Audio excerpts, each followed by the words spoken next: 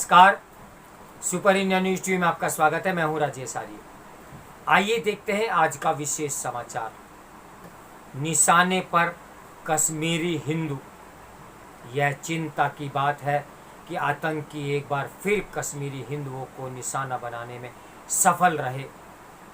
इस बार उन्होंने शोपियां के गांव में सेब के बाग में काम कर रहे 2 कश्मीरी हिंदू भाइयों पर गोलियां बरसाई, जिनमें एक की मौत हो गई और दूसरा अस्पताल में जिंदगी की जंग लड़ रहा है। इसके पहले अप्रैल में इसी गांव में एक कश्मीरी हिंदू को गोली मारकर घायल कर दिया गया था। ये ठीक नहीं कि घाटी में रह रहकर कश्मीरी हिंदुओं और सिखों को निशाना बनाया जाता रहे। यदि इस सिलसिले को रोका नहीं गया तो कश्मीर में बचे कुचे हिंदुओं और सिखों का यह भरोसा दिलाना कठिन होता चला जाएगा कि वे वहां सुरक्षित हैं। यदि इस तरह की घटनाएं थमी नहीं तो कश्मीरी हिंदुओं को फिर से घाटी में बसाने का लक्ष्य भी पूरा होने वाला नहीं है। यह सही है कि जो आतंकी इस तरह की घटनाओं को अंजाम देते हैं उन्हें देर सवेर मार गिराया जाता है, लेकिन प्रश्न यह है कि क्या इससे डर के साए में रह रहे कश्मीरी हिंदू अपनी सुरक्षा की चिंता से मुक्त हो पाते हैं।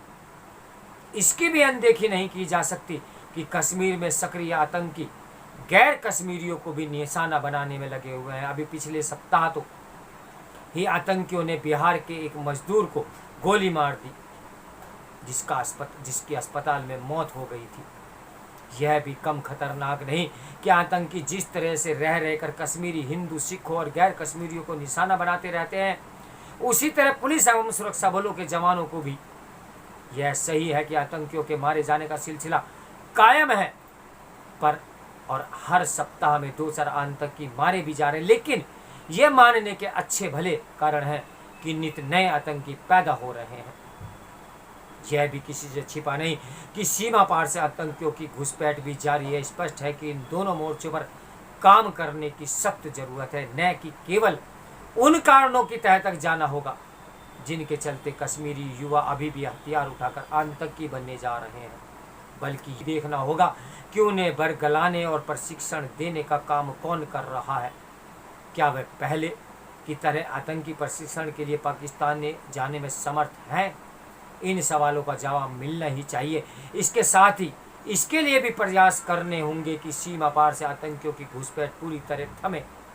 यदि सीमा पार यानी पाकिस्तान में आतंकियों को प्रशिक्षण करने और फिर उनको कश्मीर में घुसपैठ कराने का काम जारी रहता है तो फिर घाटी में आतंकवाद पर लगाम लगाना कठिन ही होगा। तो मेरे साथ बने रहिए सुपर इंडिया न्यूज टीवी के ब्रेकिंग न्यूज के लिए। नमस्कार, मैं हूं राजेश आर्य।